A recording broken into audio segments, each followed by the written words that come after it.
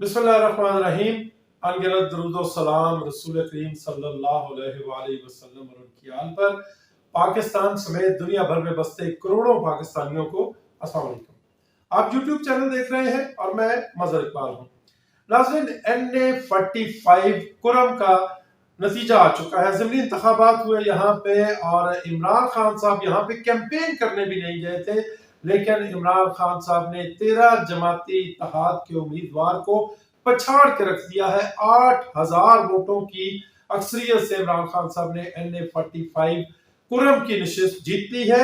NA-45 Kurram के लोगों को पता था कि इमरान खान साहब ने असेंबली में नहीं जाना, उसके बावजूद 13 जमाती इत्तेहाद के मुकाबले में NA-45 कुरम के अवाम ने इमरान खान को वोट दिए।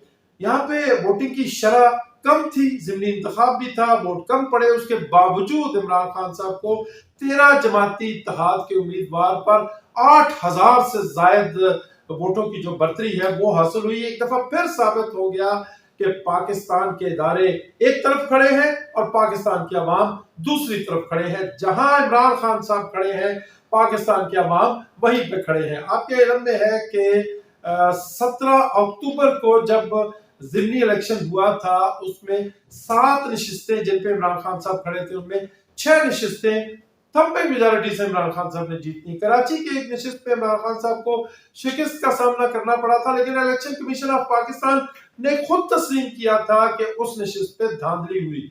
यानी अगर धांधली ना होती, बल्कि धांधला ना होता, तो इमरान खान साहब 7 में से 7 नशिस्तें जीत चुके थे। बहरहाल उसकी अभी तहकीकात होगी या नहीं होगी, लेकिन कुरम जो NA-45 कुरम के अवाम है, उन्होंने अपना फैसला दे दिया है और 100% नतायज इमरान खान के हक में आए हैं। ये NA-45 कुरम के हवाले से मुझे आपको बताना इसलिए भी जरूरी था कि पाकिस्तान अब बदल रहा है। वो जो इमरान खान कहा करते थे ना कि पाकिस्तान बदल रहा है, बल्कि वो तो कहा करते थे कि तब्दीली आ नहीं रही, तब्दीली आ गई है। आपने देखा कि पंजाब हो, सिंध हो, खैबर पख्तूनख्वा हो, 13 जमाती इत्तेहाद मिल के भी इमरान खान साहब का मुकाबला नहीं कर पा रहा। मैंने आपसे अर्ज किया कि इलेक्शन कमीशन ऑफ पाकिस्तान जो मर्जी फैसला कर ले, इमरान खान, हालांकि शहबाज शरीफ साहब ने इमरान खान को जो है वो सर्टिफाइड चोर कहना शुरू कर दिया है इलेक्शन कमीशन ऑफ पाकिस्तान के फैसले को बुनियाद बना के, लेकिन क्या पाकिस्तान की आवाम ने इसको कबूल कर लिया? बिल्कुल नहीं, पाकिस्तान की आवाम ने इसको कबूल किया और ये नविश्ता दीवार है, इसको पढ़ लेना चाहिए। आवाम की ताकत होती क्या है? 2007-8 की बात है। सवात जो हमारा इलाका है, पाकिस्तान का स्विट्जरलैंड उसको कहा जाता है, कुदरती मनाजर से भरपूर, सयाहों के लिए एक जन्नत। 2007-8 में इसकी बर्बादी शुरू हुई। उस वक्त बर्बादी शुरू हुई जब तालिबान ने वहां कदम जमाने शुरू किए। उन्होंने किया क्या वहां पे ताजरों से जाके तो चंदे के नाम पे भत्ता वसूल किया करते थे, मसाजिद में जाके अपना बयानिया जो है वो लोगों को बताया करते थे। और 2007-8 में सवात के अवाम खामोश रहे, चुप रहे। तालिबान की ये जो कार्रवाइयां थी, ये जो सरगर्मियां थी, उनको चुप करके सहते रहे। नतीजा क्या हुआ कि पूरे सवात के ऊपर तालिबान ने समझने के कब्जा कर लिया।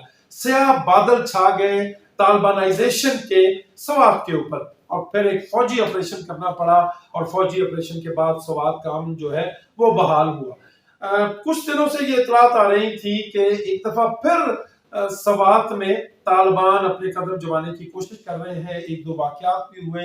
हमारे एक दोस्त सीनियर सहाफी, Pakistan federal union of journalist professionals की एग्जीक्यूटिव बॉडी के मेंबर रफीउल्लाह के साथ भी ऐसा मामला हुआ। उनके घर को चेस किया मुबैना तौर पे तालिबान ने। और फिर हमारे एक और दोस्त है, वो ये बताते हैं कि तालिबान ने गुज़श्ता 1.5-2 महीने से वही 2007-8 वाली रवश जो है वो अपना ली थी।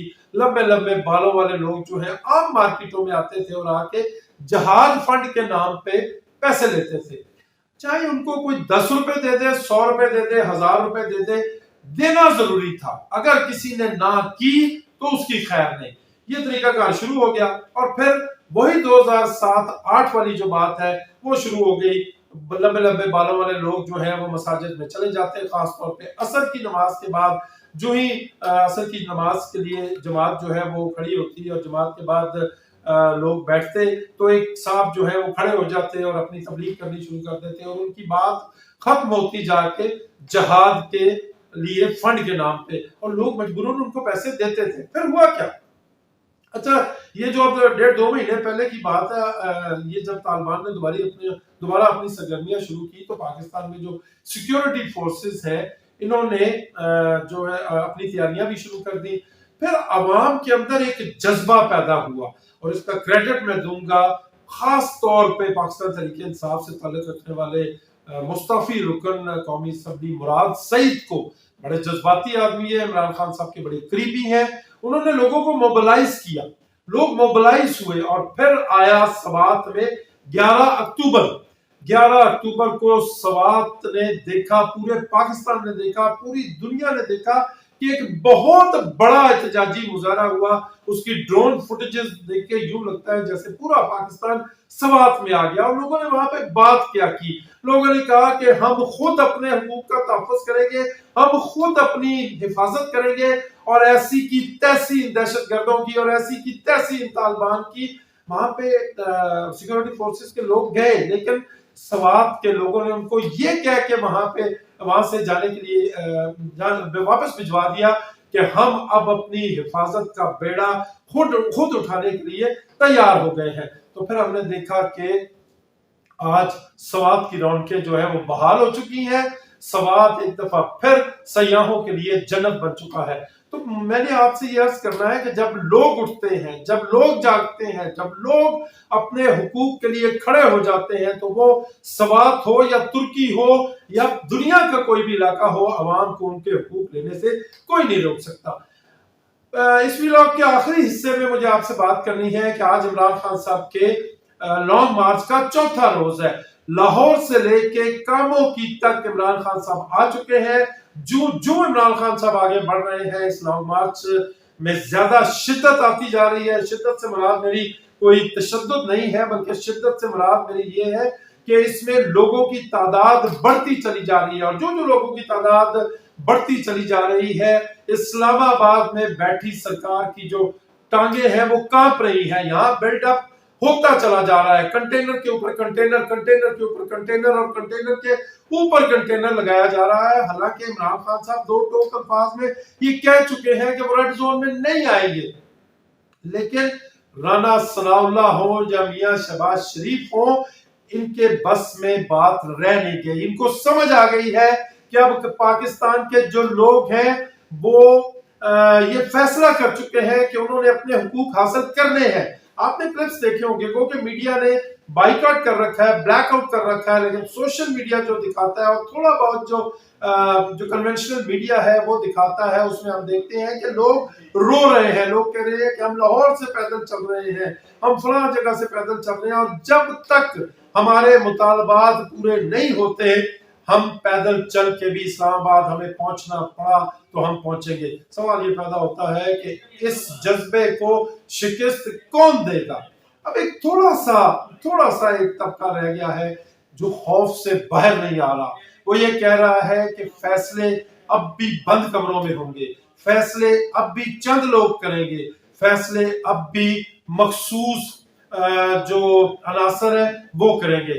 میرا خیال میں اب ان لوگوں کو بھی ہوش کے ناخن لینے چاہیے، حقائق کا سامنا کرنا چاہیے، اور حقیقت یہ ہے کہ آج پاکستان کی عوام اپنے حقوق حاصل کرنے کے لیے باہر آ چکے ہیں، اور اب یہ عوام اپنے حقوق حاصل کیے بغیر واپس نہیں جائے گی۔ اب تک کے لیے اتنا ہی۔ اپنا بہت خیال رکھیے گا، اور اپنے اس چینل کا بھی اللہ نگہبان۔